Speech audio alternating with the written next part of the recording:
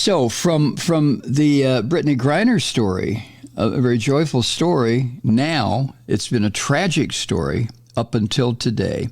But let's shift over to this crazy bitch, Kari Lake, who was a TV reader in Phoenix and who decided to run for public office. She wanted to be the governor of Arizona. Jesus Christ. Anyway, she finally has conceded. Well, not totally. She still sucks around Tucker Carlson and the scum on the Fox sewer. But backing up just a little bit, in the days before the election, if you remember, Homeland Security and the FBI had put out a memo warning of what they called a heightened threat of election violence that might, quote, target candidates running for public office, elected officials, election workers, political rallies, political party representatives, racial and religious minorities, or perceived ideological opponents. Now, what they were talking about with that memo from Homeland Security and the FBI, they were talking about these neo-Nazi fucks that are loose in this country, the MAGA crowd, the QAnon crowd, these little boy bastards that run around pretending they're men, like in Proud Boys or Oath Keepers or the rest of these scum. Instead, what happened, for the most part, regarding the warnings in that memo was nothing. Most of the candidates that the Orange Vomit had selected and endorsed that he was hoping would they would win their elections and put them in control over the 2024 presidential election in their states, they all lost. Huh?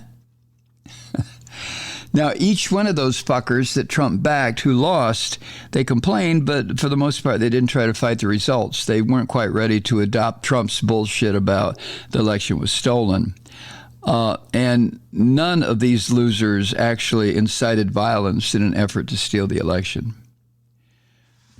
Does that constitute a small victory for democracy? Probably. There was one holdout. And I think I got this information from Rolling Stone, I think. There was one holdout, and that's this crazy bitch, Kari Lake, who used to be a news reader in Phoenix before she was selected by Trump to be the candidate for governor of that state. She did stand out as something special in the field of midterm election deniers. She was asked back in October, if you remember, I think it was CNN asked her if she would accept an electoral defeat. And she gave the kind of bullshit answer that makes the MAGA crowd and Trump and the rest of these Nazi scum just love her all the more when she said, quote, I'm going to win the election and I'll accept that result, end quote. Arrogant bitch. I mean, these people just fucking infuriate me. They really do. I'm going to win, and I'll accept that election. Fuck you. Oh, my goodness. Well, she didn't win. She was defeated by the Democrat, Katie Hobbs, who right now is the current Secretary of State, who will soon be the governor of that state in Arizona. And like almost all of the other election deniers, the Trump fellators, the Trump scum, Kari Lake, stomped her feet and waved her arms and threw a little tantrum ever since election night. And she filed a bunch of bullshit lawsuits trying to invalidate or overturn the election that she lost. And the whole effort by Kari Lake, even though she tried to adopt the Orange Vomit's most gruesome tactics, with Kari Lake, it just seemed to be kind of phony, the whole thing. It just didn't have any push to it. And I think that's because she herself was just a loudmouth bitch. There was no there. I mean, one thing, I worked in television news at CNN, and I know from the experience there and then working at WSV here in Atlanta, the average news anchor, unless given a script, just fucking cannot carry on a spontaneous conversation. They can't do it. Now, that's not a put down of them. It's probably because they're trained to go by the script, not to ad lib. Senior producers, the people who ride herd on the anchors or the news readers on these television programs will make it very clear. Don't deviate from the script. Go by what we've written or what the writers have written and what we've edited and handed you or put it in the teleprompter. And there's a reason for that. Part of the reason for that is everything is timed in television news down to the second. So if one of these anchor people or newsreader people go off script, it's going to throw the whole schedule off. And, we're talking about seconds and minutes in these newscasts. And trust me on this, they don't give a shit about the news items. So what they care about is disrupting the schedule for the commercials. That's the only concern. So, blah, blah, blah. There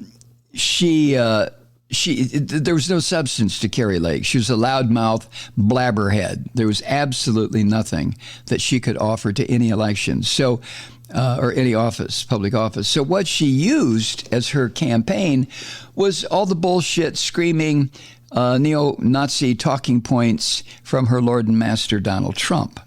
There was nothing else that she could do, nothing else she could say. No ideas, no plans, no blueprint for governance of the state of Arizona, nothing. None of these fascist pricks are able to govern. None of them. The only reason they were selected by Trump is because they were willing to give Trump a blowjob, either figuratively or literally. Who knows? Oh, my God. So she's been whining incessantly and filing the kinds of stupid, dumb shit litigation into court. And even with all that, even with her bravado and her screaming and ranting and goosing Tucker Carlson and the rest of these assholes on the Fox sewer, the whole thing felt phony to me anyway, from top to bottom. And even Trump's attempt to get involved, I remember he released a statement demanding that this bitch be, Trump's word, installed as governor. Jesus Christ. I mean, everything that comes out of Trump's pie hole and all of his guests and all this bullshit that he gets involved in is so goddamn ridiculously funny, except for one thing. And that one thing is that everything comes out of this jerkwad's mouth, I'm talking about Trump, carries with it the potential for absolute violence. Oh, not his. He's a cowardly piece of shit who likes to hide in the bathroom with a stack of cheeseburgers. No. The violence that he incites in other people.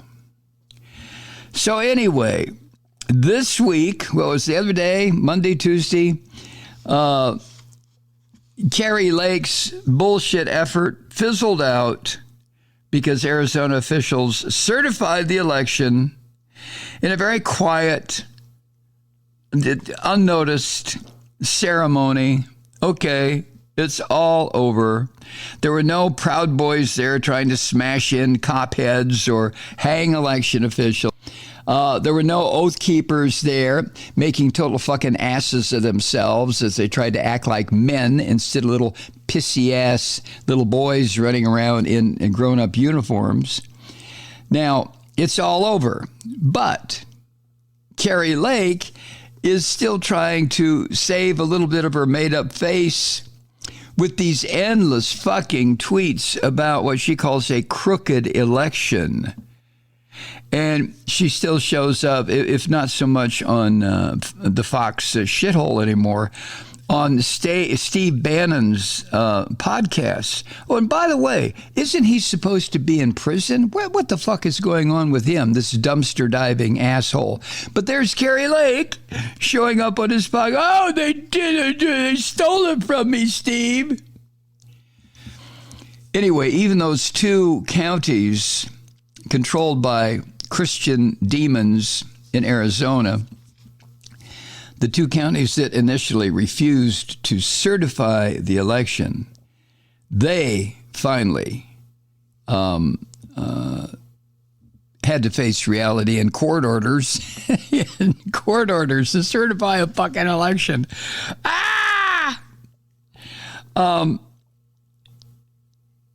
It has been interesting to watch every one of these Trump-selected Christian Nazis flail and bleat and lose.